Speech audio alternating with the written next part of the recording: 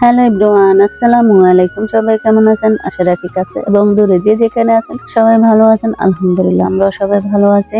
তো এখন সবাই মিলে আর কি আমরা গ্রামের বাড়িতে দোয়া পড়াবো। তো দোয়া পড়ানোর জন্য তো সবকিছু রেডি করে নেওয়া হয়েছে।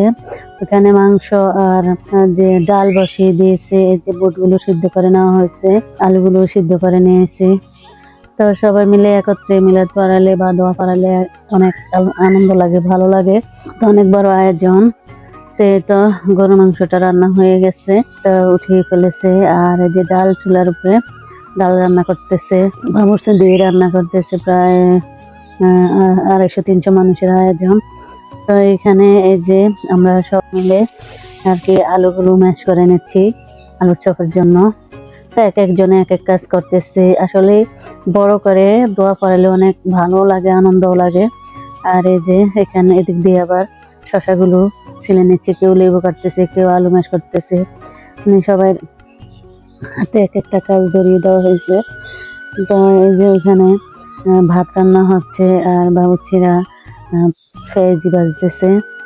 তো পেঁয়াজিগুলো ভেজে উঠে নিচ্ছে। তো প্রায় বিকাল টাইম, আসরের টাইম হয়ে গেছে। আর এই তো এখানে আবার এই যে পেঁয়াজিগুলো ভেজে ভেজে উঠাচ্ছে। হয় নাই, সময় পাই না, তো ভাবলাম যে আজকে ভিডিওটা সারি। তো এটা গত সপ্তাহের ভিডিও, আজকে ছাড়লাম। অনেক ব্যস্ত আছি, রমজানের দিন, সময়ও পাই না, সেজন্য আর কি ভিডিওটা চালানো হয় না। এটা গত শুক্রবারের এই ভিডিওটা। তো এই তো পেঁয়াজিগুলো ভাজতেছে, অনেক পেঁয়াজি। তো ঈদ দিয়ে গর্ত করে আর কি বড় কড়াইতে ভাজতেছে। আর এদিক দিয়ে আমরা আলুর চপগুলো রেডি করে নিচ্ছি, সবাই মিলে আলুর চপগুলো বানাচ্ছি। তো ভালো লাগে সবাই মিলে একত্রে কাজ করলে, অনেক সময় একদম সবাই হাতে হাতে কাজ করলে তাড়াতাড়ি হয়ে যায়। তো অনেক মানুষ এক একজনে এক এক সাইডে দিয়ে বানাচ্ছে।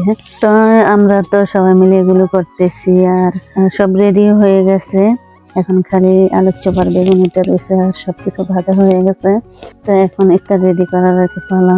তো ইফতার গুলো রেডি করে নেব। কে কে আপনারা এরকম ভাবে সবাই মিলে একত্রে মিলাদ পড়ান, কমেন্ট করে জানাবেন আমাদের দেশে এভাবে পড়ায় কিনা।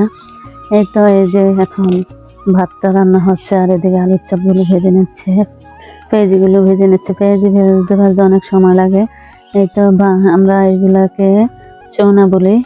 নতুন চৌনা কিনা এনে ধুয়ে পরিষ্কার করে তারপর বড় পাতিলে তো আর ভাতের মার গালা যায় না, সেই জন্য আর কি এই যে বালতি দিয়ে তারপরে চৌনার মধ্যে ভাতগুলো নিচ্ছে। তো এই যে আলুর চপগুলো ভাজতেছে। তো আস্তে আস্তে সবকিছু রেডি হয়ে যাবে। অনেক মানুষ থাকলে কষ্টও হয় না, আর একা একা নিজেরা পড়ালে অনেক কষ্ট হয়। তো এই তো ছাদে মিলাদ পড়াচ্ছে, পুরুষদেরকে ছাদে দেওয়া হয়েছে। তো সবাই ছাদে বসে মিলাদ পড়তেছে। আর এই যে দিক দিয়ে একটু ভিডিও করে নিলাম, তো আপনাদের সাথে শেয়ার করলাম। তো সবাই ভালো থাকবেন, সুস্থ থাকবেন। আজকের জন্য বিদায় নিচ্ছি, পরবর্তী ভিডিও দেখানোর জন্য আমন্ত্রণ হলো। আল্লাহ হাফেজ।